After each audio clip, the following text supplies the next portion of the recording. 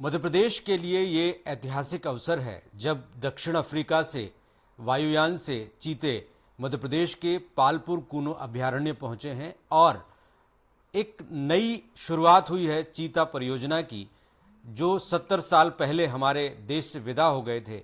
अब वो फिर मध्य प्रदेश में बसेंगे और देश में फिर से इस विलुप्त प्रजाति को जीवित करने की, पुनर्जीवित करने की, बसाने की कवायद शुरू हो गई। प्रधानमंत्री नरेंद्र मोदी ने आज चीतों को रिलीज किया। हमारे साथ मौजूद हैं पूर्व पीसीसीएफ वाइल्ड लाइफ एचएस पावला साहब, जो इस परियोजना की शुरुआती स्थिति में जुड़े हुए थे और कॉन्सेप्ट बनाने में इनकी महत्वपूर्ण भूमिका थी। पावला साहब, ये चीते को वापस लाने में क्या एक मानसिक भूमिका बनी और फिर वो धरातल पर आई? उसके पीछे देखिए एक ही सोच थी कि हमारे जंगलों से प्रजातियां वाइल्ड लाइफ की धीरे धीरे ख़त्म हो रही हैं। जी। और क्योंकि हमारी पॉपुलेशन बढ़ रही है, हमारी प्रॉस्पेरिटी बढ़ रही है, जंगलों पे दबाव बढ़ रहा है, वो यदा कदा छोटे कहीं कहीं जगह जगह पे ये जो स्पीशीज़ हैं वो कम होते जाएंगे। लेकिन यदि हम इनको कम होते देखते जाएंगे, गिनती करते जाएंगे, यहाँ से भी ख़त्म हो गए, वहाँ से भी ख़त्म हो गए, तो एक अच्छे भविष्य की हम सोच नहीं कर सकते। तो ये सोचा गया कि जहाँ जहाँ प्रजातियाँ ख़त्म हो जाएं किसी कमी की वजह से या हमारी लापरवाही की वजह से या ओवर एक्सप्लॉयटेशन की वजह से, तो उनको साथ साथ में वापस लाने की व्यवस्था भी करना चाहिए।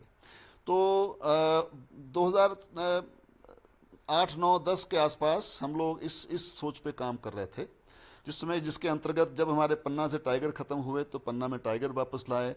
गौर बांधवगढ़ से कर 1994-95 के आसपास ख़त्म हो गए थे तो उसको वापस लाए।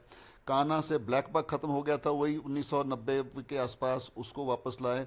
उसी समय पे ये गवर्नमेंट ऑफ इंडिया से हमारे पास प्रपोज़ल आया कि चीता को वापस लाने के बारे में विचार चल रहा है। तो हम बहुत खुश हुए कि भाई ये तो हमारी जो नई सोच है उसमें फिट होता है।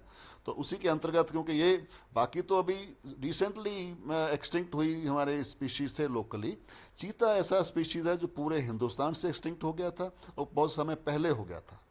इसलिए जब इसको लाने का ख्याल गवर्नमेंट ऑफ इंडिया के मन में आया, उनको जो भी प्रपोजल हमारे सीनियर लोगों ने दिए, डॉक्टर रणजीत सिंह जी हैं, दिव्य भानु चावड़ा जी हैं, और उनके प्रस्ताव पे जब गवर्नमेंट इंडिया सहमत हो गई, हमारे पास प्रस्ताव आया, तो हम तो बहुत खुश थे कि भाई ये तो हमारी सोच के मुताबिक है और ये एक देश की सेवा करने का मौका मध्य प्रदेश को मिलेगा, इससे अच्छा क्या हो सकता है।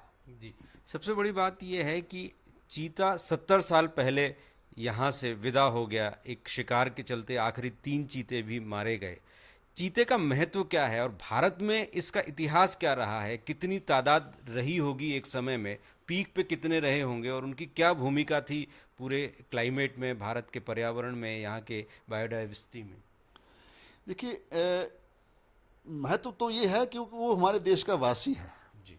जैसे हमारे बाकी प्रजातियां हैं, टाइगर हैं, लायन है, हाथी है, लेपर्ड हैं, जितने जितनी उनकी भूमिका है, जितना महत्व उनका हमारे लिए, उतना ही चीता का है। चीता पहले ख़त्म हो गया इसलिए हम इसको भूल जाएं, ये तो बात नहीं बनती है। बाकी ये क्योंकि ये सब हम जितने इंसान और जानवर सब एक साथ इवॉल्व हुए हैं, हमारा आपस में एक नाता है, हमारा एक तरह से जिसको हम कल्चरल रिलेशनशिप भी कह सकते हैं, हमारी एक हेरिटेज है, ये हमारी धरोहर है, जिसको हमें संजो के रखना, बचा के रखना, अगर खो गई तो वापस लाना, ये तो हमारी जिम्मेदारी है ही है। बाकी इकोलॉजी जो है, जंगल जो है, जो जो जो जो जो पर्यावरण है, उसमें सभी प्रजाति जैसा हम जानते हैं एक दूसरे से जुड़े हुए हैं, एक दूसरे पर डिपेंडेंट हैं। प्रीडेटर है, प्रे है, वेजिटेशन है। तो ये पूरे क्योंकि सदियों से, हज़ारों सालों से जितने भी स्पीशीज़ थे वो इंटरेक्ट करते आए हैं। बहुत सारे प्रीडेटर भी थे, बहुत सारे प्रे स्पीशीज़ भी थे, बहुत सारे प्लांट स्पीशीज़ भी थे। इनका एक वेब है, इकोलॉजिकल वेब जिसको हम कहते हैं। जब एक प्रजाति ख़त्म होती है, हो सकता है हमें उसका रिजल्ट जल्दी समझ ना आए, लेकिन ये ज़रूर है कि उसकी वजह से दूसरी प्रजातियों को पे ऊपर प्रभाव पड़ता है, उनको तकलीफ़ होती है, क्योंकि फिर नया बैलेंस क्रिएट करना पड़ता है। तो वो जो एक स्थिति पैदा हुई थी, शायद उसको हम अब संभाल लेंगे। चीता के जाने से जो हमारे जंगल में जो प्रेडेटर प्रे का जो जो जो इम्बैलेंस पैदा हो गया था, वो अब एक तरह से संभल जाएगा। जी। तो परस्पर संभाव के संसार में हम रहते हैं, उसमें चीते की एक महत्वपूर्ण भूमिका है। सर, चीते आ गए, 8-10 चीते आ गए। अब चुनौती शुरू होती है कि ये सरवाइव करें और इनकी तादाद बढ़े, तो आप क्या चुनौतियां देखते हैं और कैसे इसको मैनेज किया जाएगा?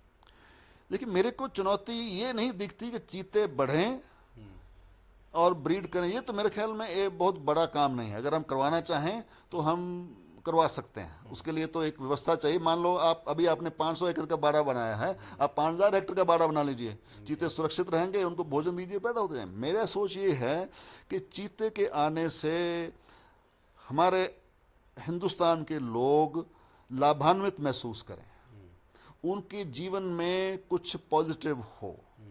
तो आजकल वाइल्ड लाइफ का इकोलॉजी के अलावा सबसे बड़ा जो महत्व है वो पर्यटन के रूप में है। जैसे मैंने पहले कहा था, आज दुनिया में पर्यटन सबसे बड़ी इंडस्ट्री है, सबसे ज़्यादा रोजगार पर्यटन में होते हैं। मैंने ऐसा शायद सुना है कि खेती के बराबर जितना जो एम्प्लॉयमेंट है वो पर्यटन में होता है। तो जिन क्षेत्रों में पर्यटन होता है वहाँ लोगों का जीवन सुधरता है। अगर जंगल में पर्यटन होता तो जंगल के लोगों का जीवन सुधरेगा, जो सबसे ज़्यादा मार्जिनलाइज गरीब लोग हैं। इसलिए मैं सोचता हूँ कि चीता के आने से यदि हमारे लोगों का जीवन स्तर सुधरे, उनको ज़्यादा रोज़गार के साधन मिले, उनकी आय में वृद्धि हो, तब मैं कहूँगा कि ये सफल हुआ है। चीता बढ़ेगा अगर जितना ज़ोर शोर से चीता को लाए हैं, अगर इतने संसाधन हमारी सरकार, हमारे वन विभाग के लोगों को देगी, चीता बढ़ने या सुरक्षित रहने में तो कोई चिंता की बात ही नहीं है।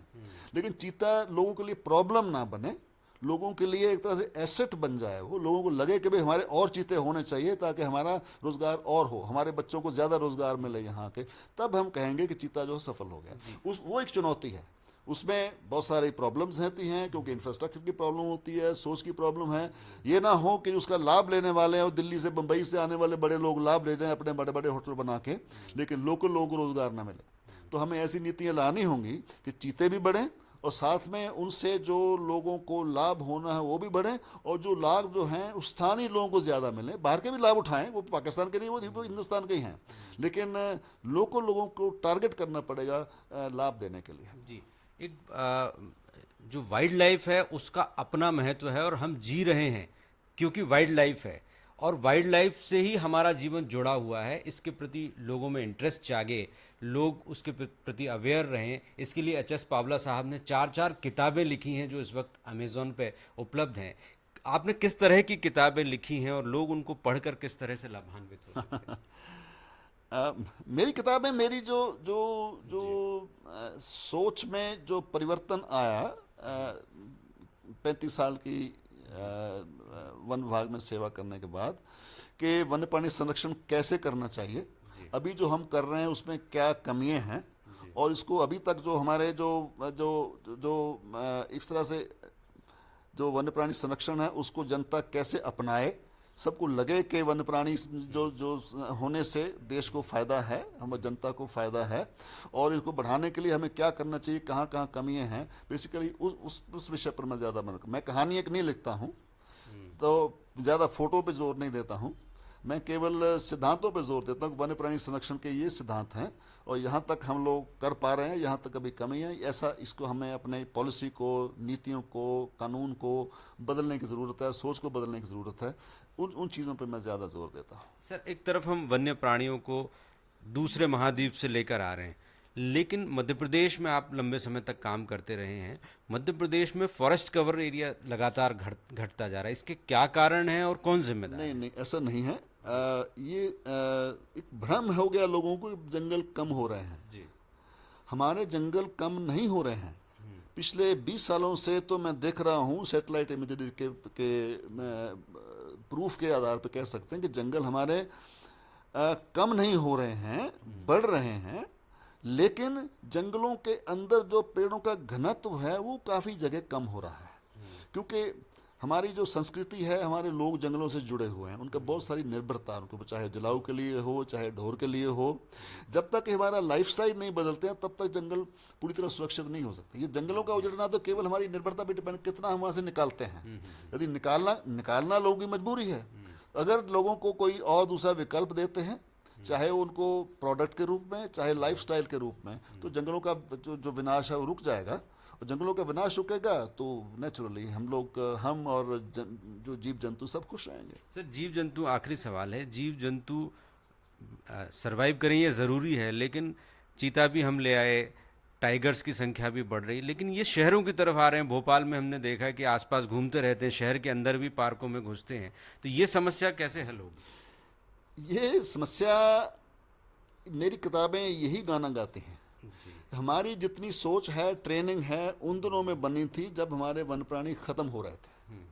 अब पिछले 50 सालों में हमने बहुत तरक्की कर ली है, थोड़े अप डाउन आते रहे, लेकिन अब हम वाइल्ड लाइफ की इफरात के युग में जी रहे हैं।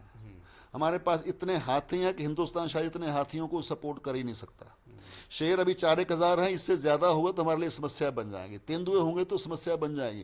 तो अब हमें मैनेजमेंट स्ट्रेटजी चेंज करनी पड़ेगी, पॉपुलेशन मैनेजमेंट पे जोर देना पड़ेगा। हमें कहाँ वन्य प्राणी चाहिए, कहाँ नहीं चाहिए, उस पर निर्णय करके उसके मुताबिक हमें उनको वहाँ से हटाने का बंदोबस्त करना पड़ेगा।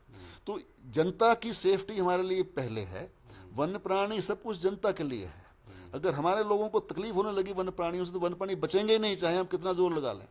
तो इसलिए हमें अब ये योजना बनाने की ज़रूरत है, अब ये स्ट्रेटजी बनाने की ज़रूरत है कि वन्य प्राणियों और लोगों के बीच में फासला कैसे रख पाएँ हम, या उनके बीच में बैरियर कैसे रख पाएँ, ताकि जानवर जो हैं वो शहरों में ना आए और आदमी का ऐसी जगहों में जाने के सब स्कोप ना हो जो एरिया हमने जानवरों के लिए सुरक्षित कर दिया। जैसे हमारे नेशनल पार्क्स हैं, सेंचुरीज हैं, वहाँ आदमी ना घुसे, ये व्यवस्था हम करें।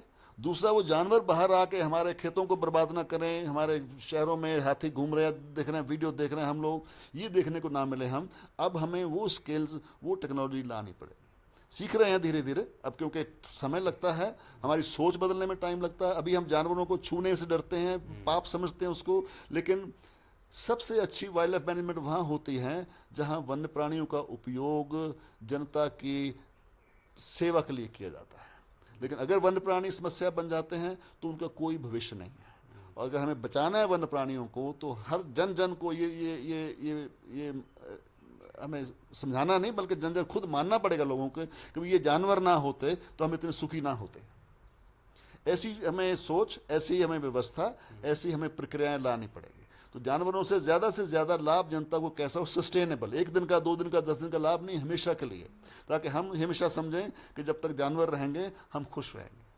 तो ये व्यवस्था चाहे पर्यटन के माध्यम से, पर्यटन ही हमारे तरीका है, शिकार तो हमारे यहाँ बंद है, तो पर्यटन को ही हम ऐसे करना है कि पर्यटन से जंगल जानवर भी परेशान ना हो। ये भी जरूरी है, क्योंकि हमने अगर उस जंगल को बर्बाद कर दिया फिर काहे का पर्यटन होगा। तो इस तरह का टूरिज्म हो, सस्टेनेबल टूरिज्म हो, कि जंगल को नुकसान ना हो और उसका फ़ायदा ज़्यादा से ज़्यादा हो। उसको हम कहते हैं कि एक तरह से it should be thinly spread, कहीं भीड़ इकट्ठी ना करें हम। और लेकिन जितना भी हमारे पास जंगल है, जो पर्यटक आए उनको हल्के हल्के सब जगह अपन जाने दें, ताकि कहीं भी ज़्यादा इम्पैक्ट जो है उसका ना हो। तो उसको मैं भी वर्ड कुछ याद नहीं आ रहा है मेरे को, this is saying for that, high value low volume.